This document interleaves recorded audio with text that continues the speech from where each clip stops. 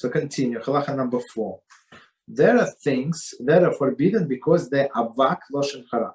So Avak, learned in this yellow book, is a dust of Lashon Hara. So it's not like you said something wrong, but it could be interpreted as wrong. Okay, so let's see the commentary. Literally, the dust of Lashon Hara. This consists of the statement that do not contain express Lashon Hara, but either suggest the existence of derogatory information, or could lead another to say Lashon Hara, as the Kitzur proceeds to explain this here. Okay, so it's not outright Lashon Hara, but could lead to Lashon Hara, or could imply that Lashon Hara, right? What is the case of Avak Lashon Hara? One who says, do not talk about so and so. Right? Do not talk about so and so. I do not want to tell you what happened and what become of that. Or any similar comment of this type has spoken Avak Lashon Hara. So a person thinks sometimes, right, that he wants to be righteous. He does not want to talk Lashon Hara, and for example, he meets his fellow asks him, so how was it last night and this wedding that you went to this Moshe's wedding? Say, don't ask. I don't want to talk about it. So basically, maybe it was not such a big deal. I don't know. Maybe his fish was a little cold. I don't know. Whatever. So it's nothing like major, but in the mind of that person, of the listener, it he can think of like major disaster what happened. You understand? So that's even though he did not say anything wrong explicitly, that's for sure Avak Lashon Hara.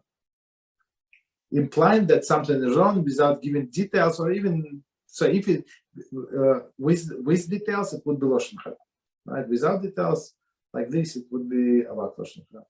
Also, one who speaks in the presence of his fellow, in the presence of his enemies, that is Avak Lashon Hara, since this will cause them to speak derogatory about him. So let me read the commentary, and we're going to explain. There is a Reuven may not speak highly of Siman in the presence of Shimon's enemies, and this will cause them to speak ill of Siman. So basically, this person knows, right? This Reuven knows that that the Shimon's neighbor, Siman and his neighbor do not get along, and now he meets this neighbor of Shimon's and said, you know, I don't know what beef you have with Siman, but he's such a nice guy. And he started telling this story. So basically, prompts this neighbor starts saying, "Oh, you're right. Oh, yeah. You think he's a nice guy? You know what he did to me, to my dog, to my grass, to my I don't know what." Right. So basically, that's Avak Lashon Hara. Do not praise this person, your friend, or whoever, in front of his enemies, because why? One more time, you provoke him to respond differently. Continue. About the situation, Shlomo HaMelech said in Mishlei 27:14, if one blesses his friend loudly from early in the morning, it will be considered as curse him. Because the result of speaking his praise, the conversation come around and speak ill of him. So sometimes a person would come to the shul in the morning and he would say, Moshe, good morning, or like something like very loud. So basically to only Moshe the tzaddik, and most of the time he's opposite of tzaddik, right? So he would greet him and not anybody else. And he would ignore and snub everybody else. That's the problem. So people would think bad about this Moshe guy, who is maybe he's not a tzaddik, maybe, but he was innocent until now, right? So this praise of Moshe, right, is actually Shlomo HaMelech tells us it's cursed to him, because other people would think speak negatively about him. Continue. Also included in the Avak Lashon Hara is relating Lashon Hara in joking and light-hearted manner. So that's the issue that is going to be during Purim in some yeshivas they have this custom. But when I heard this custom, I thought that it's not real. So they would make a fun, like play about this the Rabbi, like the Rabbi of that yeshiva. Like they would try to mock him and stuff like that, and sometimes Rabbi would sit there and he would laugh because what are you not going to laugh? Why were you so uptight, Rabbi? Right? So, but it's absolutely improper, right? So, and plus when people try not to be in a company of people who drink. So when wine goes into the wine or liquor goes into their heads, they start behaving like jokingly, light-heartedly, and they can say many things that actually on their mind. That should stay in their mind, but unfortunately they speak them out. Right? That's the issue. As one who is speaking out of the hatred, right? Right. Okay. One second. The whole sentence. I apologize. One also included Avak Lashon Hara is relating Lashon Hara in joking and light-hearted manner as one who is not speaking out of hatred. So he hates him, but or maybe not. So he said, "Oh, we're old friends. You know me. That's how I am." I heard it from somebody who said something, whatever, not proper. Say, that's how I am, right? So I'm going to respond to that person. I did not. It's not proper. So that's what you are. You behave like an animal. I'm not going to say that, but and you have to fix yourself. That's not the excuse that you never work on your character traits on yourself and you behave like an animal and now everybody should put up with that. It's not correct. It's not Judaism. 18 commentary. Chafetz Chaim in the gloss of Be'er Mayim Chaim in Hilchas Lashon Hara, paragraph 3, writes that according to the most authority, this example is not Avak Lashon Hara, but actually Lashon Hara. I think that makes sense, right? So even if it says in light-headed manner, that's pure Lashon Hara. Continue.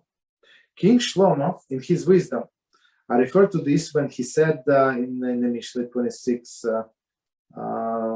verses 18 and 19, like someone who wears himself out throwing firebrands, arrows, and little object. So is a man who deceives his fellow and says, "Surely I was joking." Right. So this Mishnah said that he shoots arrows, right? And says, "I'm only joking." He shoots gun and people running around scattering, running around for their lives. Right? He says, "No. I just like people to run. I didn't mean to kill anybody." Understand? That's the situation. That's what the person is saying. No, I'm not joking. So maybe you're joking, but it's very dangerous with this gun, with these arrows. Commenting. A person cannot do harm by throwing firebrands, for they are extinguished by the time they reach their target. However, one should not be deceived into thinking that this person's intentions and banning by the fact that he is throwing harmless objects, right? For his practice is throwing those things only, so that he can later shoot arrows and little objects. So basically, it starts with something innocent, but it's going to. People usually don't stop in their entertainment. They go notch above, right?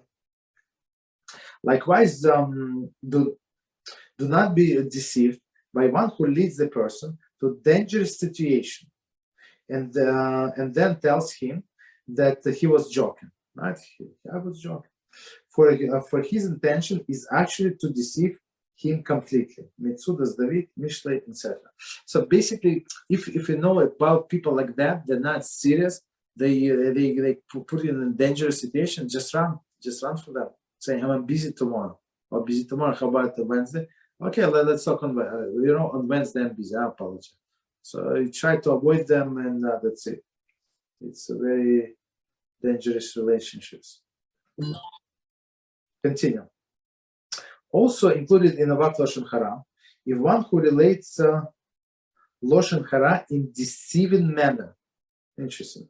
There is he pretends that he is speaking innocently, right? Like people like to play stupid, right? Innocently, and that he does not know that what he is saying is Lashon Hara, right? I know also people like that, and when people remonstrate him for speaking Lashon Hara, he says, I did not know that it was Lashon Hara, or I did not know that what I was describing were action of so and so. Okay.